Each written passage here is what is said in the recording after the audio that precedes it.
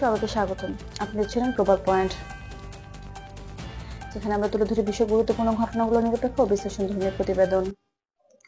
আজকের আলোচনার বিষয় যুক্তরাষ্ট্র ও ভেনেজুয়েলা সম্পর্কে সাম্প্রতিক উত্তেজনা এবং সম্ভাব্য সংঘাতের ইঙ্গিত নিয়ে বিশ্বজুড়ে বাড়তে থাকা বিশ্লেষণ।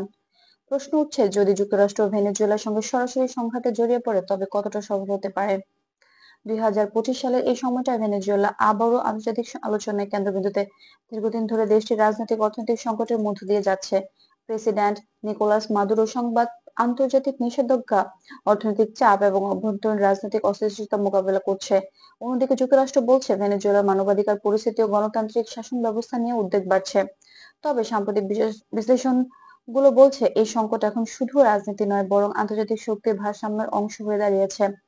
ভেনেজুয়েলা বর্তমানে বিশ্বের অন্যতম বৃহৎ তেল ভান্ডারের অধিকারী দেশ, যা বৈশ্বিক জ্বালানি বাজারে অত্যন্ত গুরুত্বপূর্ণ।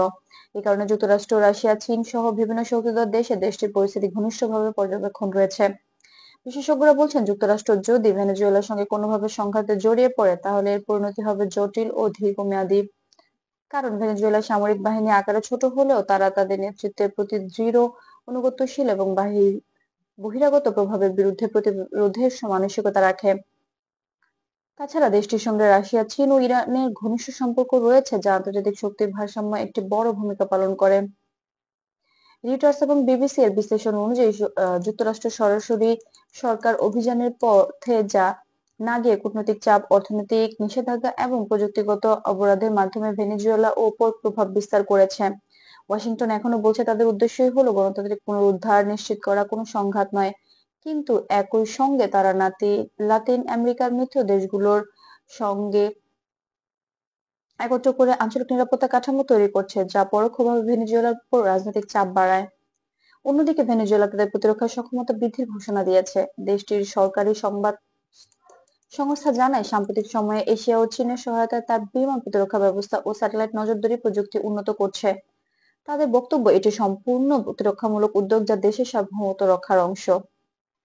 দ্য গার্ডিয়ান ও আল জাজিরা প্রতিবেদনে বলা হয়েছে, যুক্তরাষ্ট্র যদি সরাসরি সামরিক হস্তক্ষেপের পথ বেছে নেয় তবে তা বৈশ্বিক অর্থনীতিতে প্রভাব ফেলবে। কারণ ভেনেজুয়েলা বর্তমানে বিশ্ববাজারে জ্বালানি দরবারে গুরুত্বপূর্ণ অংশ হিসেবে ফিরে আসছে, বিশেষ করে ইউক্রেন সংকট পরবর্তী সময়ে। ফলে যে কোনো সংঘাত জ্বালানি মূল্য বৃদ্ধি, কূটনৈতিক অস্থিরতা এবং আন্তর্জাতিক প্রতিক্রিয়া জন্ম দিতে পারে। Centre of strategic international studies এর রিপোর্টে বলা হয়, যুক্তরাষ্ট্রের জন্য ভেনেজুয়েলা সরাসরি অভিযান চালানো রাজনৈতিকভাবে কঠিন সিদ্ধান্ত হবে। কারণ এতে শুধু আঞ্চলিক প্রতিরোধ নয়, বৈশ্বিক আলোচনার ঝুঁকিও রয়েছে। বিশ্লেষকরা মনে করেন, যুক্তরাষ্ট্র বর্তমানে হাইব্রিড চাপ কৌশল ব্যবহার করছে, অর্থনৈতিক কূটনৈতিক দুই দিক দিয়ে তীব্র চাপ বজায় রেখে সামরিক সংঘাত এড়াতে চাচ্ছে। অন্যদিকে ভেনেজুয়েলার জনগণ এখনো কঠিন অর্থনৈতিক বাস্তবতার মুখোমুখি। মূল্যস্ফীতি, খাদ্য সংকট ও মুদ্রার অবমূল্যায়ন দেশটির অভ্যন্তরীণ স্থিতিশীলতাকে ক্ষতিগ্রস্ত করছে। তবে সরকার বলছে তারা নিজেদের অর্থনৈতিক পুনর্গঠনে কাজ করছে এবং বাইরের হুমকি মোকাবেলায় জাতীয় ঐক্যের আহ্বান জানাচ্ছে। সবশেষে বলা যায়, যুক্তরাষ্ট্র ও ভেনেজুয়েলার সম্পর্ক এখন এমন এক জটিল মোড়ে এসে দাঁড়িয়েছে।